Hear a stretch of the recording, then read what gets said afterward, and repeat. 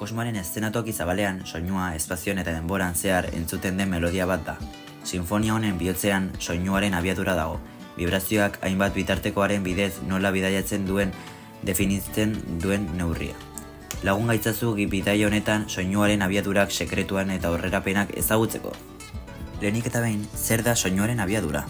Soinuaren abiadura, soinu uhinak ingurune batean zehar hedatzeko erabiltzen den azkartasuna da. Hala nola, airea, ura edo solido bat. Eta nora sortzen da soinua? Soinu iturri batek bibratzen duenean sortzen da, eta vibrazio horiek presio uhinen bidez transmititzen dira ingurunearen bidez. Nola ezagutu zen soinuaren abiadura? Soinuaren abiadura ulertzeko bilaketa mende batzuk lehenago hasi zen. Zientzialariak soinua ingurune ezberdinetan nola hedatzen den ikertzen hasi zirenean. Soinuaren abiadurari buruzko lehen azterketak 1700 eta 1. mendean egin ziren.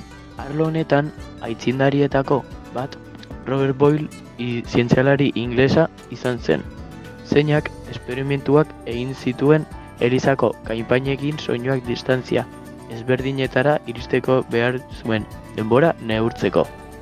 Zer eragiten du soinuaren abiadura? Batez ere 3 faktore eragiten dute. Hedapen bidea.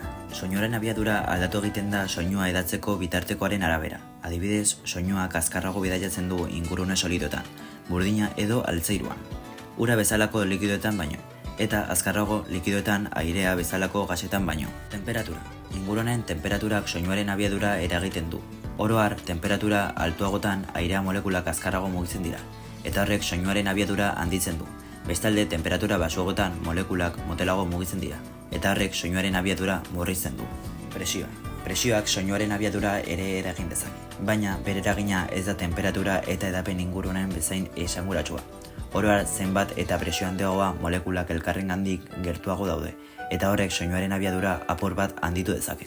Aurrerapenak soinuaren abiaduraren ikerketan. Denborarekin, zientziaren eta teknologiaren aurrerapenak neurketa zehatzagoak eta soinuaren abiaduraren ulermen sakonagoa ahalbidetu dute.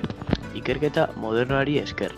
Orain, hobeto ulertzen dugu tenperaturak, hezetasunak eta ingurunearen dentsitateak nola eragiten dioten soinuaren abiadurari. Gainera, laser interferometria bezalako metodo aurreratuak garatu ditugu soinuaren abiadura aurrerakaririk gabeko doitasunez neurtzeko. Orain, adibidea. Imaginatu eremu ireki batean zaudela eta tximistak ikusten duzula distantzian ekaiz elektriko batean. Denbora baten ondoren, trumoia entzuten duzu. Tximistaren distira eta trumoiaren soinuaren arteko segundoak kontatzen badituzu, tximistaren distantzia zenbatetsi dezakezu. Tximista ikustaren eta trumoia entzutearen arteko atzerapenaren arrazoia soinuaren abiadura da. Argiak soinua baino askoz azkarragoa bidaiatzen du. Bera tximista berehala iristen da zure begietara, baina soinuak denbora gehiago behar du zure begelarrietara iristeko. Airea soinuaren abiadura segunduko 353 metrokoa da gutxi gora bera. Giro temperatura eta presio atmosferikoaren itsasmailan jakin da izana. Bera tximistaren eta trumoiaren arteko segundu bakoitzeko 353 metro inguruko distantzia da.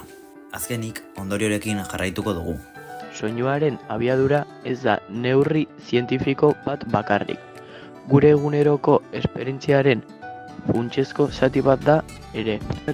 Erabiltzen ditugun komunikazioeteraino. Soinuak eta bere abiadurak modu harrigarrian lotzen gaituzte inguratzen gaituen munduarekin.